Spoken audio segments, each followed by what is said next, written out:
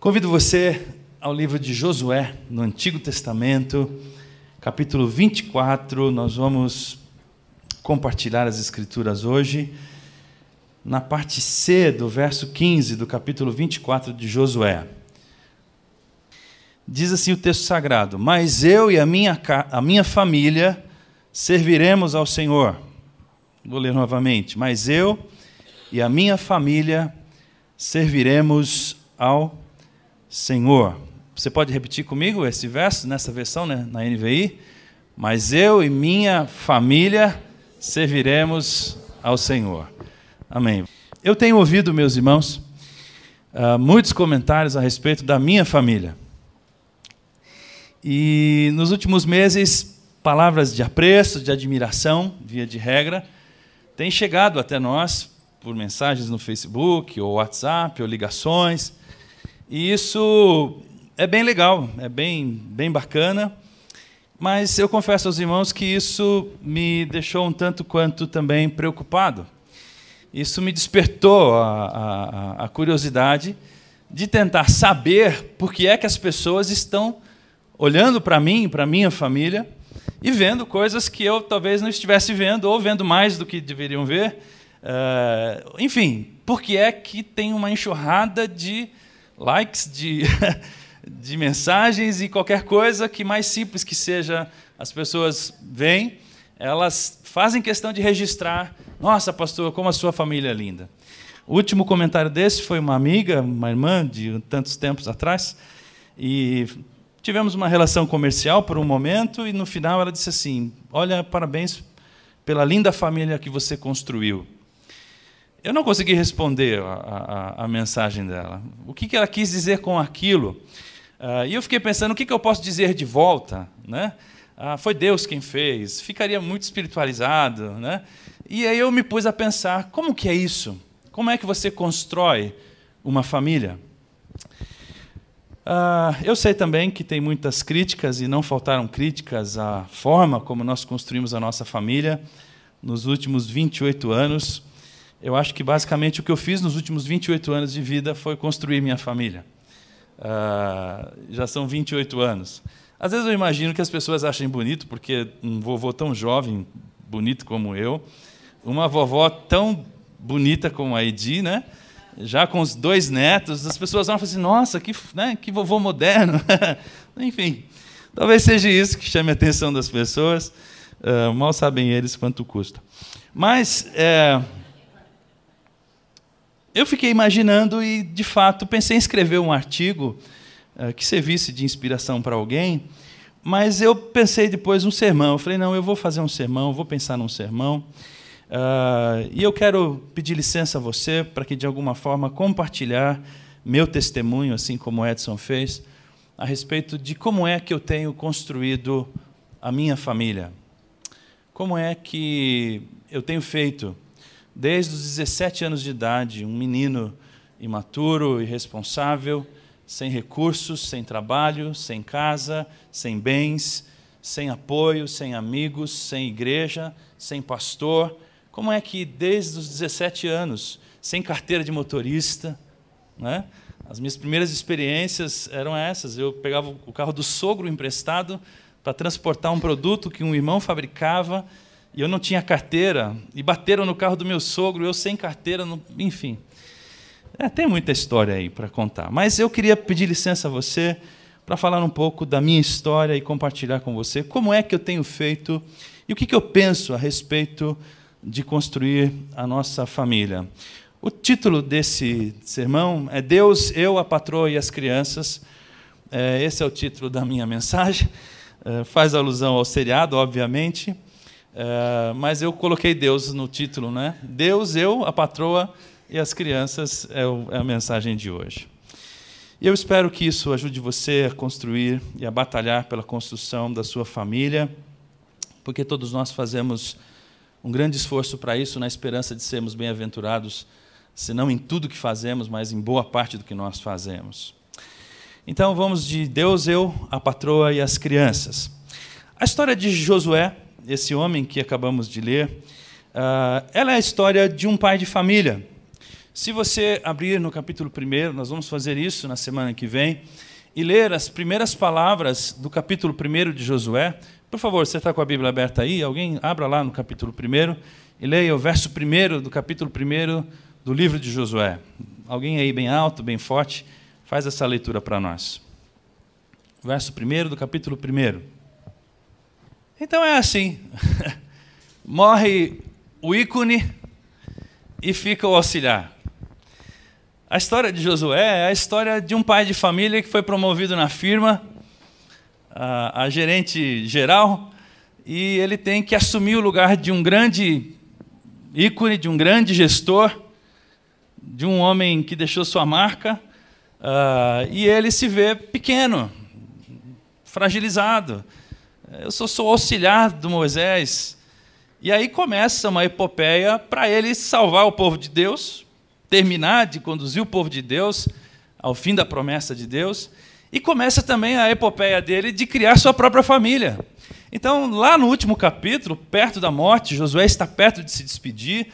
No capítulo 24, verso 28 em diante, narra um pouquinho da morte de Josué.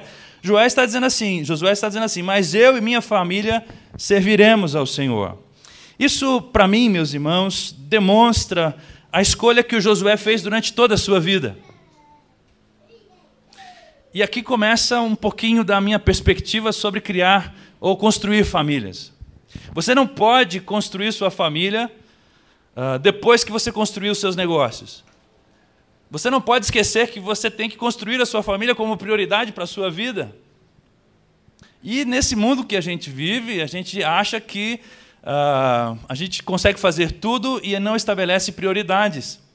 Quando Josué olha para o povo e diz assim, olha pessoal, eu já fiz a minha parte, carreguei vocês, trabalhei com vocês. O conselho do capítulo 1 para Josué, a gente vai ver isso a semana que vem. Tão somente seja forte e corajoso. Agora nós estamos no fim da vida e ele está dizendo, eu fui forte e corajoso. Eu cheguei até aqui. Agora eu e minha família vamos continuar servindo ao Senhor, vamos continuar considerando Deus na nossa história. E vocês, o que vocês vão fazer?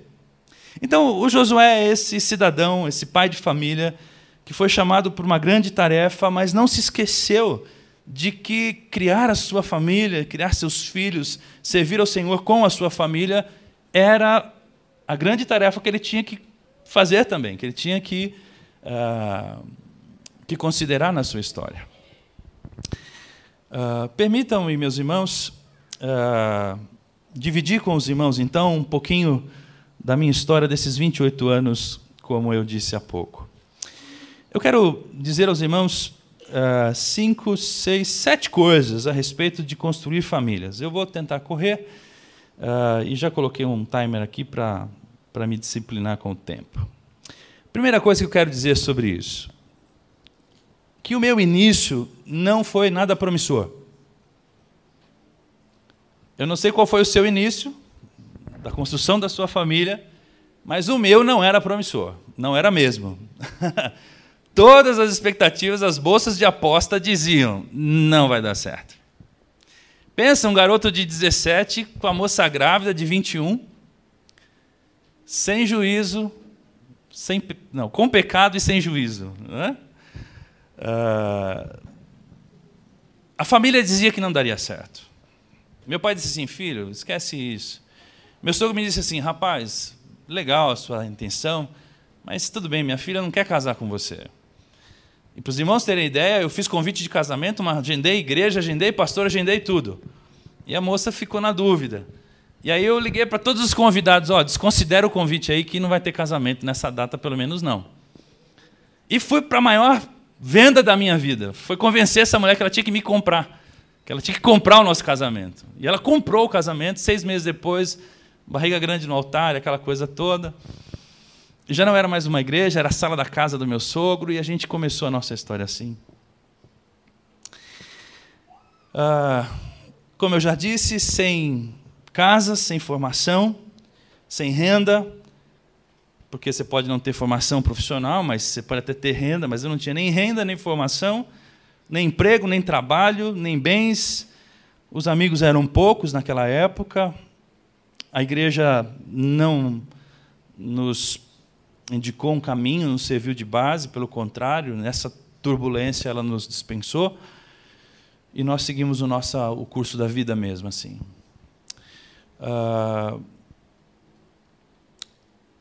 Mas é importante dizer, meus irmãos, que para Deus não existe projeto familiar perdido. Para Deus não existe falência familiar. Para Deus as nossas convenções, a nossa compreensão sobre como se forma uma família, parece que não são as convenções de Deus. E para Deus, família é muito mais sagrada do que para nós. E Deus está muito mais interessado do que nós mesmos na nossa família, em tudo que acontece nela, como que a gente se relaciona, como que a gente vive. E eu quero, no final dessa mensagem, dizer uma coisa para você, eu não vou dizer agora não, mas no final eu vou dizer para você que sua família, o lugar da família na sua vida é uma coisa muito, muito importante, muito crucial. Bom, segunda coisa que eu quero dizer para os irmãos. A pergunta é, onde começa a sua família? A minha família não começou no dia 18 de março. Calma, eu estou lembrado. Não precisa repetir não, mulher. 18 de março de 1989. Minha família não começou nessa data. Eu achei que tinha começado, mas não começou nessa data. A primeira coisa que eu quero dizer para os irmãos, ou melhor, a segunda coisa, é que a nossa família começa na nossa família original. É lá que começou a minha família. E quando eu entrei no meu casamento, a matéria-prima que eu tinha para trabalhar era a minha herança familiar e a herança familiar e genética da Aidi. Então, eu não sei se você tem esse problema, de vez em quando eu tenho, porque eu penso que eu estou dormindo com a minha sogra. Dormindo só. Porque, durante muito tempo, puxa, mas por que tu é assim? Por que tu faz assim? E aí eu olhava e falava, então, ela tem que dormir com o sogro. Vidão, que Deus o tenha, mas... Entende? Porque eu trouxe a minha carga genética e familiar para a minha família. E demorou para mim entender que eu tinha que considerar a nossa gênese para que eu pudesse compreender o que estava acontecendo ali.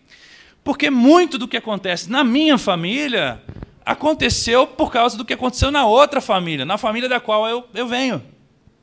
Eu acho que é importante que você faça esse discernimento, é importante que você tenha esse discernimento. Porque muita coisa você vai conseguir explicar entendendo a história da outra família. Percebe? Entendendo a genética da outra família. E essa coisa da genética é uma coisa muito louca, né? Porque, além de parecer fisicamente, esses dias eu postei a foto minha com a Rebeca nas redes sociais, uma irmã aqui da igreja. Eu amo esse casal. Aí eu fui lá e mudei, né? Eu e a Rebeca. Porque essa irmã, ela não percebeu que não era a Rebeca. Então, além dessas coisas da genética, que, né, você olha assim e fala, nossa, parece que eu nem fiz nada nesse processo, não tenho parte nenhuma nessa história. Você tem outras coisas que vêm com a genética. O temperamento, as manias, os hábitos, os cheiros, né, e tantas outras coisas que vêm acompanhado com a genética. Isso é uma coisa maravilhosa e é um mistério mesmo, como diz o apóstolo Paulo. Agora, isso é muito importante que você perceba. Nós somos uma continuidade, nós não somos inéditos. Nós temos uma genética, uma história que formou as nossas preferências, as nossas escolhas, os nossos temperamentos, também formou os nossos medos, os nossos valores, as nossas virtudes e a nossa identidade mais íntima e definitiva. É muito provável, se você, na formação da sua família, deve ter dito assim, eu não vou fazer o que mamãe fez comigo, porque isso foi muito errado o que mamãe fez. E agora você olha e fala assim, meu Deus, eu estou fazendo exatamente o que mamãe fez comigo, que eu disse que eu não faria. Por que isso acontece? Porque você não veio do nada, cara. Você não é, entendeu, inédito. Você veio de lá. E se há uma certa concordância, um certo consenso de que a identidade de uma pessoa se forma até os 7 anos de idade, Isso significa que você não estava lá quando o seu cônjuge foi construído.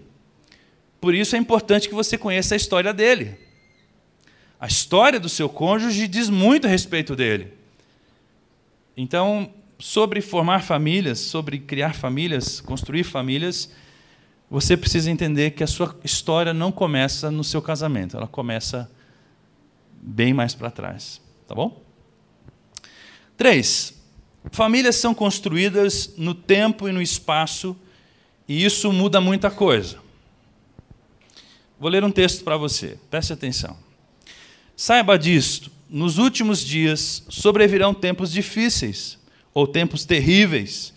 Os homens serão egoístas, avarentos, presunçosos, arrogantes, blasfemos, desobedientes aos pais, ingratos, ímpios, sem amor pela família, irreconciliáveis, caluniadores, sem domínio próprio, cruéis, inimigos do bem, traidores, precipitados, soberbos, amantes dos prazeres do que amigos de Deus, tendo aparência de piedade, mas negando o seu poder. 2 Timóteo, capítulo 3, verso 1 ao verso 5. Quando Paulo diz isso a Timóteo, o Paulo estava dizendo assim, olha só, olhando para o futuro, para os últimos dias, Timóteo, perceba que esses dias vão ser terríveis. E aí o Paulo descreve uma lista de coisas que vão piorar muito no tempo futuro e que isso tudo certamente dificulta a construção da família. Entre essas coisas todas que pioraram muito, está lá, eles vão ser indiferentes à família, eles vão ser egoístas, avarentos, blasfemos, desobedientes e tal, e sem amor pela família. Eles não vão ter mais apego familiar. Isso é fácil de ver, não é? Ok. Mas o que eu quero dizer é que construir uma família nos dias do Josué foi uma coisa. Quando Josué disse assim, eu e minha família serviremos ao Senhor, era uma coisa. Quando Abraão disse assim, eu e minha família serviremos ao Senhor, antes do Josué, é outra coisa. Quando Davi, depois do Josué, disse assim, eu e minha família serviremos ao Senhor, foi outra coisa. Porque o tempo e o espaço mudam muita coisa, pessoal. Então, quando seu pai disse assim, eu e minha família serviremos ao Senhor, foi outra coisa. Quem aqui criou família na década de 60? Levante sua mão. 60 você já estava casado e com filhos. Ok, algumas pessoas aqui na década de 60, né, já estavam casados e com filhos. Como era ser pai e ser mãe na década de 60? É muito diferente de ser pai e ser mãe no século 21. O que eu quero dizer, meus irmãos, é que o tempo e o espaço mudam muita coisa. Veja só, as famílias são construídas nesse tempo e nesse espaço. A principal implicação disso é que o que funcionava na casa dos seus pais pode não funcionar na sua. Porque a gente constrói a nossa família a partir dos exemplos e do modelo que a gente tem. E vai acontecer frequentemente de você dizer assim, foi assim que meu pai fez comigo, funcionou, e é assim que eu vou fazer com você. Você acha que está tudo certo? É isso? Mas você não tem, você precisa fazer uma leitura do tempo, uma leitura do espaço. Quando eu digo espaço, veja só, os nossos 2 filhos mais velhos dizem assim, pai, como foi bom a gente ter sido pobre quando a gente era pequeno. Como assim? Pai, a gente sabe dar valor na vida. Porque eles olham para o espaço hoje e percebem que a irmã mais nova, que tem um espaço confortável, está dando uma de pate, entendeu? E eles ficam doidos, dizendo assim, caramba, que bom que Deus nos livrou desse maldito consumismo. Que bom que Deus nos livrou dessa situação confortável que não gera nada, que não explica nada sobre a vida. Está entendendo como as coisas mudam? O tempo e o espaço estão presentes na formação da sua família. Então, o que eu quero dizer é que o que funcionava quando sua mãe educou você, talvez não funcione agora na hora que você vai educar sua filha. É simples assim. Porque o tempo é outro, o espaço é outro. Muita coisa mudou no tempo e no espaço. Existem muitas coisas que são princípios eternos. Eu estou olhando a história de Josué, e lendo a história de Josué como meu desafio do começo do ano, e percebo que tem muita coisa que era do tempo do Josué. Por exemplo, capítulo 2, eu fiquei encantado com a vida de Raabe, a prostituta. Meu Deus, aquela mulher era um fenômeno. Pensa numa prostituta nota 10, assim. Como é que essa mulher podia ser uma prostituta? Então, os fatos históricos estão lá, mas os princípios podem permanecer ao mesmo ao longo do tempo, mas as realidades são diferentes. E o nosso grande problema é como é que eu interajo com a realidade agora. Eu até sei qual é o princípio, mas como é que eu faço para interagir? Como é que eu leio a realidade e interajo com ela agora? Tudo bem até aqui?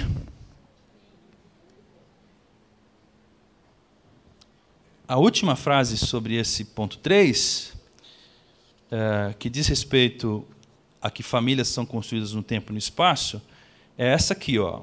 Formar famílias saudáveis exige soluções personalizadas e criativas. Você tem filho adolescente? Personalizado e criativo. Não tem nada pronto no mercado. Eu vou lá comprar uma roupinha para o meu filho. Não tem roupinha pronta, não tem comida pronta, não tem professor pronto, não tem mudo pronto, não tem igreja pronta, não tem nada pronto para o seu filho. A igreja tem que se reinventar para servir essa geração. Você tem que se reinventar para educar seu filho. Ah, pastor, mas eu sou da geração, do tempo do... fazer o quê, meu amigo? Eu também, mas e daí? A fila anda. E agora, ou você atualiza o hardware aí, o software, mesmo que esse hardware velho aí meio capengando, você atualiza o software, bota um turbo nele, faz alguma maracutaia lá, né? Pensando na linguagem da tecnologia, bota um simulador aí e põe para funcionar, porque se você não se atualizar, você vai ficar para trás e teu filho vai ficar longe de você. Quarta coisa que eu quero dizer sobre formar famílias ou construir famílias. Não existe família perfeita, ok? Então, se você olha assim para alguma família, pode até ser a minha ou não, mas você fala, nossa, essa família é perfeita. Essa palavra, que família perfeita? Meus irmãos, isso me dá um arrepio assim. Primeiro, porque não é verdade. Segundo, porque se a minha família, ou a sua família, ou a família que você aprecia, ela é uma boa família, ela é só uma boa família, ela não é perfeita. Dizer que essa família é perfeita, isso é um jugo, isso é um peso enorme. Porque os nossos filhos não são anjos. Os filhos do pastor parecem tudo anjinho. Ai, meu Deus.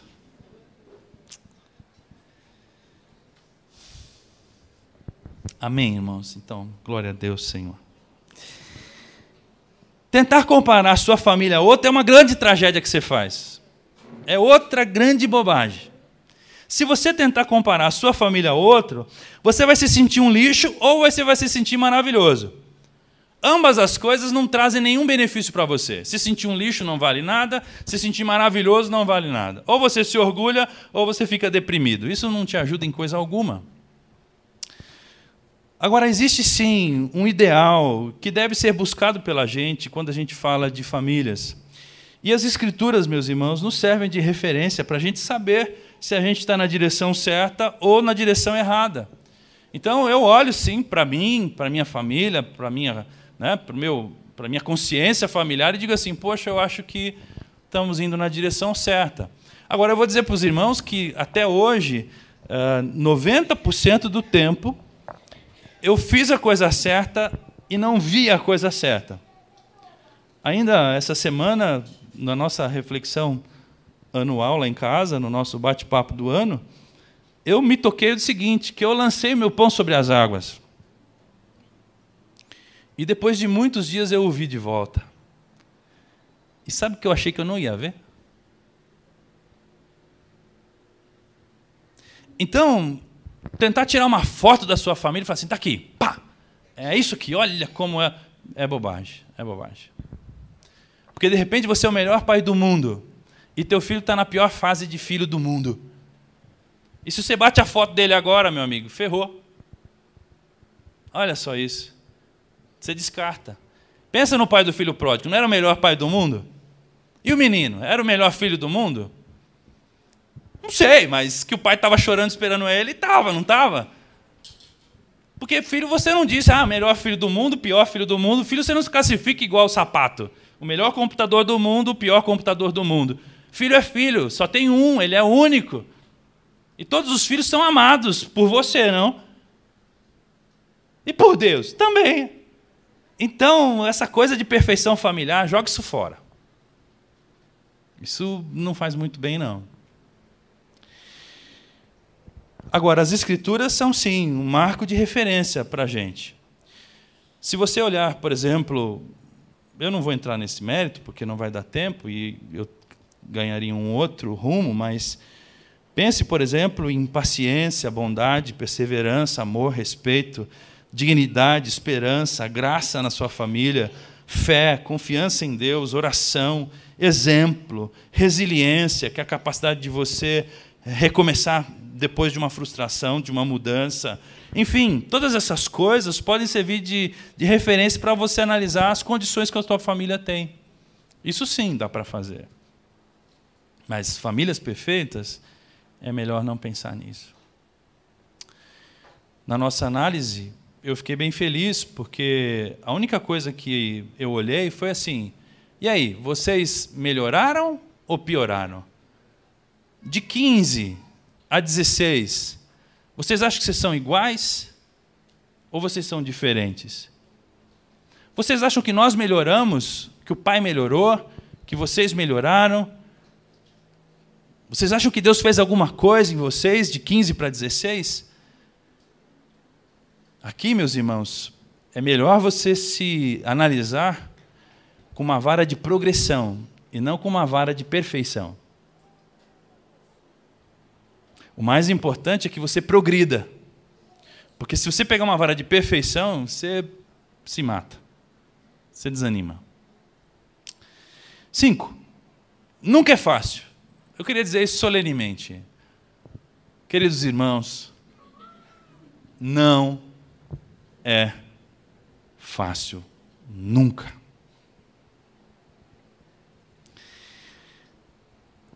Na minha experiência, o que eu sei é que nunca é fácil. Construir uma família requer sangue, suor e lágrimas, e isso é literal. Quando eu olho assim para essa minha aparência de moço novo, eu não sei como Deus fez esse milagre. E às vezes eu fico pensando se os meus cabelos não deveriam estar aqui. É provável que não. Porque eu torrei tudo que eu tinha direito, entendeu? Torrei, meu. Eu desesperei. Saí de madrugada, ligava, e me reinventava, e desesperei. E... Não foi fácil. Foi fácil, meu bem? Só conviver com a Edith foi fácil. O resto, tudo foi difícil, irmãos. E vice-versa é verdadeiro. Sabe de uma coisa?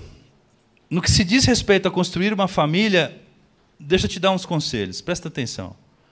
Um dia de cada vez, um problema de cada vez, um dilema de cada vez, um filho de cada vez, pelo amor de Deus. 3 de uma vez não dá.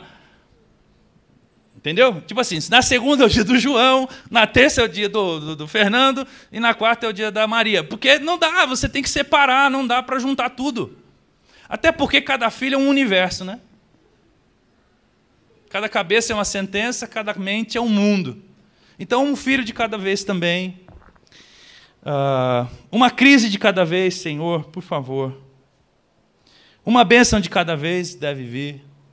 Um ciclo de cada vez.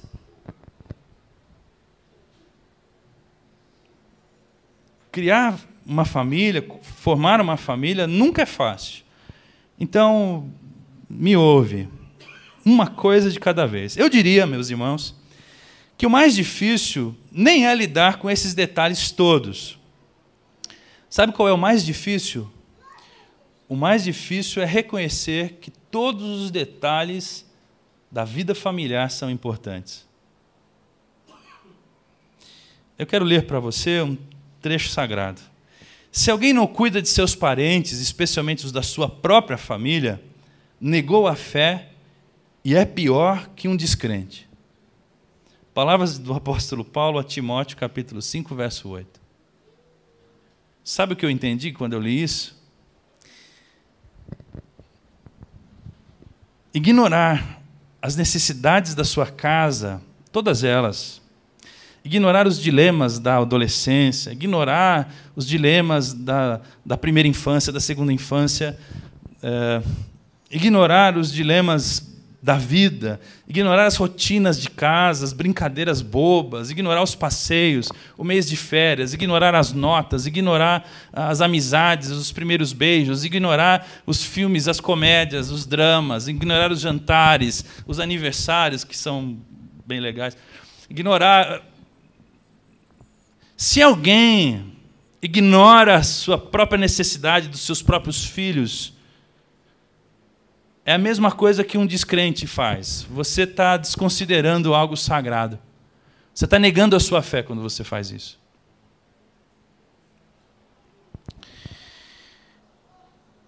Achamos, meus irmãos, que se dermos um bom teto, comida, escola, estamos fazendo o nosso trabalho. É isso que é difícil da gente acreditar. Engano nosso. Uma família se constrói na profundidade e na intimidade que nós temos uns com os outros. E essas duas coisas, intimidade e profundidade, nunca são baratas. É sempre muito caro. Não sei como é que é na sua casa, mas lá em casa, mano, direto é reunião geral.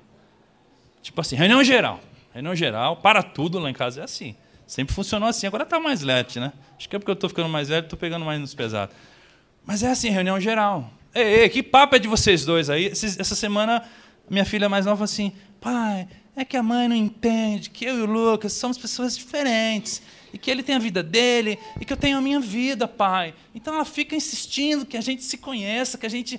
Mas, pai, ele está na dele, eu estou na minha, só não acha? Eu falei, ô, Satanás, para trás de mim, Satanás. Não Satanás, é que nem Jesus e Pedro, entendeu? Eu falei, meu, Satanás entrou na mente dessa menina.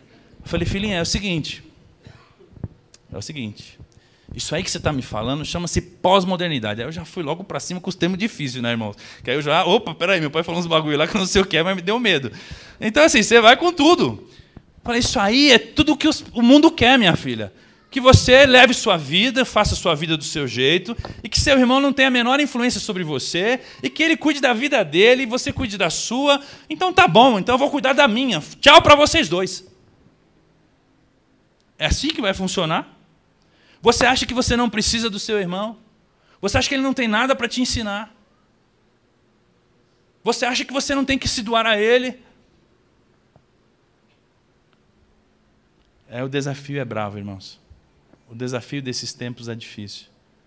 Eles não sabem o que é isso. É como nós lemos, eles são indiferentes à família, sem amor pela família.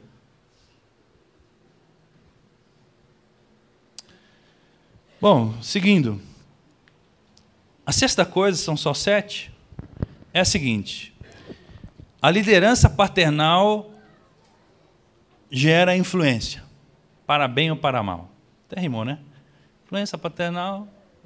Eu vou falar domingo que vem. Não percam, homens. Se você é homem de verdade, usa Old Space, homem mesmo.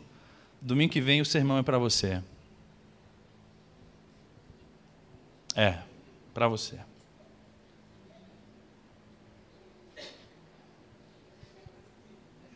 O Josué chamou para si o negócio. Quem é que falou assim, eu e minha casa serviremos ao Senhor? Foi a mulher do Josué? Não foi a Gerceli, pessoal. E nem a Miriam que falou isso.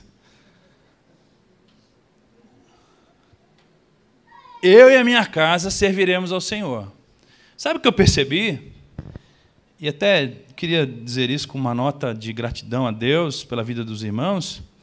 Nessa nossa última avaliação, eu disse assim para eles, eu falei assim, turma, nós temos uma dívida com a Memorial. É mesmo, pai, o senhor tem razão, nós temos uma dívida de gratidão com os irmãos. Eu falei, Sabe por quê? Porque a Igreja Memorial curou as nossas memórias sobre igreja. E aí eu falei assim, se eu não tivesse a Memorial, se Deus não tivesse me dado aos irmãos, eu não teria como explicar para os meus filhos que toda a minha fé era possível ser vivida e era viável, era verdadeira. Porque até aquele momento na história, eu me mantinha firme, tentando vender o evangelho, tentando vender o relacionamento com Deus, e dizendo, é o melhor caminho, e só estava recebendo porrada. E as crianças assim, pai, se liga, mano, cai fora dessa, você já não viu que o bagulho não vai funcionar? E eu, não, vai funcionar. O que eu quero dizer com o meu testemunho é que se você, marido, não peitar esse negócio,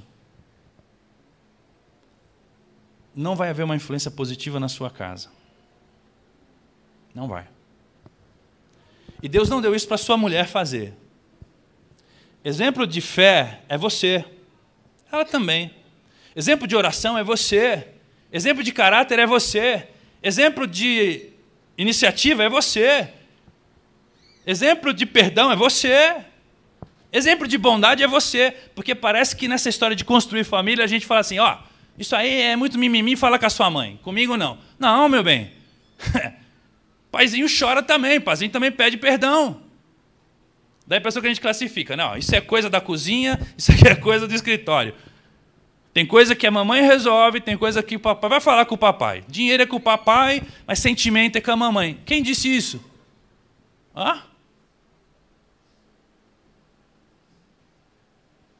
Eu acho que papai é papai, mano. Se eu li a Bíblia correto, você é o sacerdote da sua casa. Então, chama no peito e fala, eu não vou ser nem fraco nem covarde. Porque é isso que falaram para o Josué. Só não seja fraco e covarde, mano. E os amigos do Josué falaram isso para ele, pessoal. Josué, a gente apoia você igual nós apoiava o Moisés. Beleza, você tem o nosso apoio aí, nosso apoio. Só tem uma coisa, Josué. Não seja... Eu ia falar bunda mole, mas é uma palavra muito estranha, fica ruim. Não seja covarde.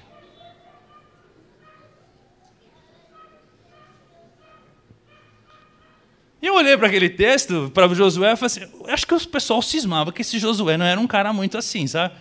Porque toda hora Deus fala para ele, não seja covarde. Os amigos, não seja covarde. Ele tinha algum problema com covardia, o Josué. Não é possível. Alguma coisa nele indicava que ele precisava chamar para si o negócio. E aqui o velhinho falou, é o seguinte, pessoal, covarde eu não fui. Medroso eu não fui. E eu e a minha casa serviremos ao Senhor, ponto. Vocês o que vocês vão fazer eu não sei.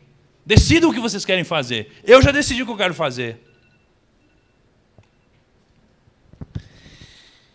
Então, a liderança e a influência masculina no domingo que vem.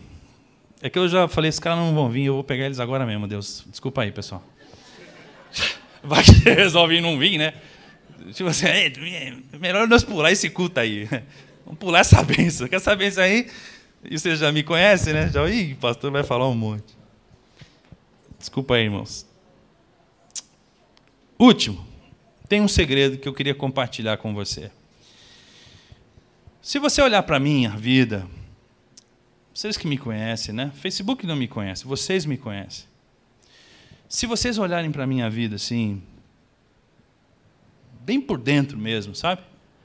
Os dias bons, os dias maus e tudo mais. E você fala assim, esse cara aí me inspira a construir minha família. Se isso passar pela sua mente, eu queria dizer para você que a única coisa que eu fiz foi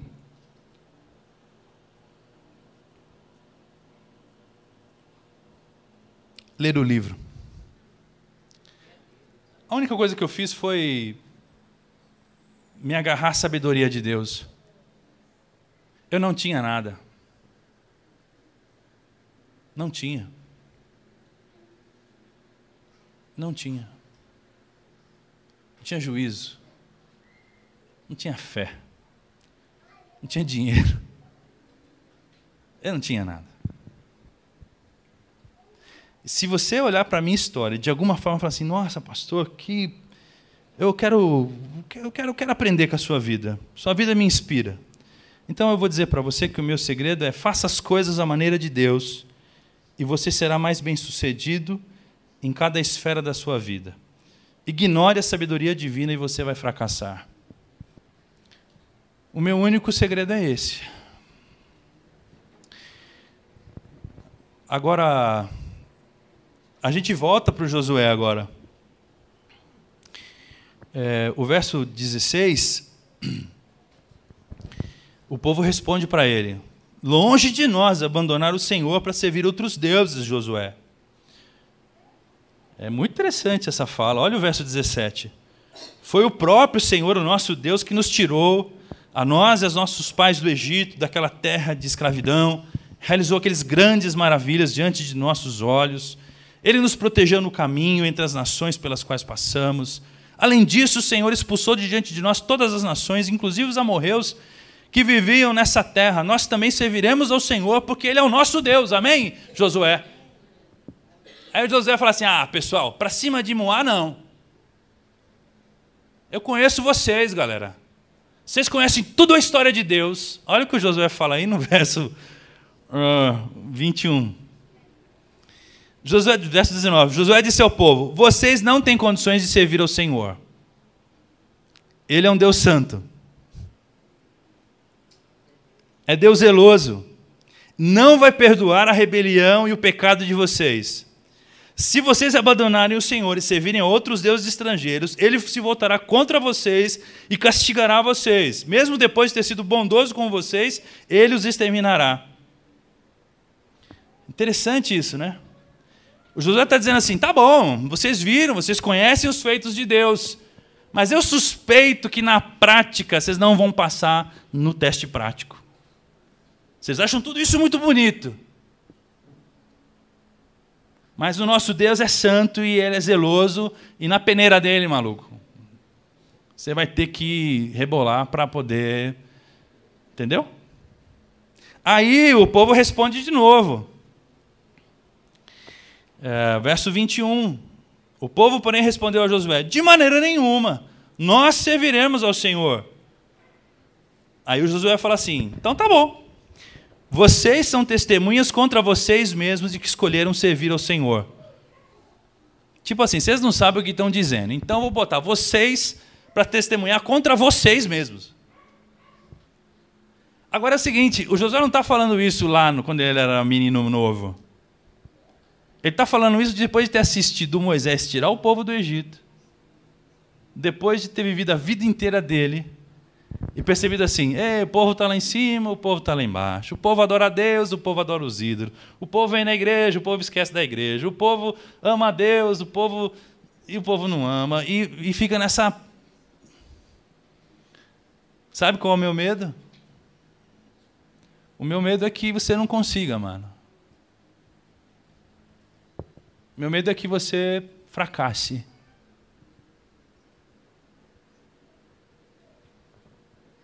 Eu tenho medo. Tenho medo. Sábado passado a gente falou sobre isso. Por muito pouca coisa, a gente se separa de Deus. Poucas coisas, às vezes coisas bobas, nos separam de Deus. Mas o Josué termina dizendo assim: pessoal, eu não sou só pastor de vocês. Eu sou também um pai para vocês. Todo esforço que eu fiz para ensinar vocês, para mostrar a vocês quem é Deus, está em jogo aqui, está em jogo nessa história. um último pensamento para compartilhar. Meu genro, contando a parte dele, nas nossas avaliações de ano, falou assim: sabe uma coisa boa de 2016? Eu queria compartilhar isso com vocês, com a licença do genro. Ele falou assim: é que eu voltei a viver em comunidade. Estranhei aquilo, né? Ele falou: não, é porque lá no sul eu vivi em comunidade, que ele vem da roça do sul, né? Então a gente fazia tudo em comunidade, churrasco em comunidade, trabalho em comunidade, passeio em comunidade. E aí eu vim para São Paulo, perdi isso. Mas agora, lá na Memorial, eu faço tudo em comunidade de novo. Eu vou na casa dos irmãos, eu estou me sentindo em comunidade outra vez. Aí por um momento aquilo me estalou assim, falei: caramba, é isso aí. Então eu falo aos irmãos, não como quem diz assim: duvido que você vai conseguir. Eu falo aos irmãos como quem participa da comunidade, como quem dá também a sua doação, o seu suor, a sua lágrima, para abençoar você, abençoar seu filho. Você não está sozinho nessa experiência. Você tem uma comunidade. Você pode contar com outros aqui na comunidade para construir sua família. E eu concluo, meus irmãos, a minha oração é por mim, por você e pelas nossas famílias. E aquela frase que eu prometi no começo, ela está aqui agora. E eu vou dizer por que eu oro por mim, por você e pelas nossas famílias. Porque quem constrói a sua família sustenta e constrói o seu próprio mundo. E quem perde a sua família, perde a sua própria vida. Eu não gostaria que ninguém dissesse assim: pastor, eu estou me separando. Pastor, não aguento mais. E eu não gostaria de ver nenhum filho dizendo assim: pastor, não tem nada a ver, mano. Vou seguir minha vida. Eu não quero ouvir nada disso, assim. Por favor, não me digam isso, tá bom? Eu não quero ouvir. Mas isso não significa que você não queira dizer, não tenha que dizer isso um dia e compartilhar isso um dia. A família é um ambiente tão essencial, é o nosso mundo. Família é o nosso chão, é o nosso tudo. Pensa que eu chego em casa, até a cachorra vem me receber no portão. O cachorro me recebeu latindo. Os mais antigos já sabem o que isso quer dizer. Eu voltei. Família é tudo, pessoal. Então,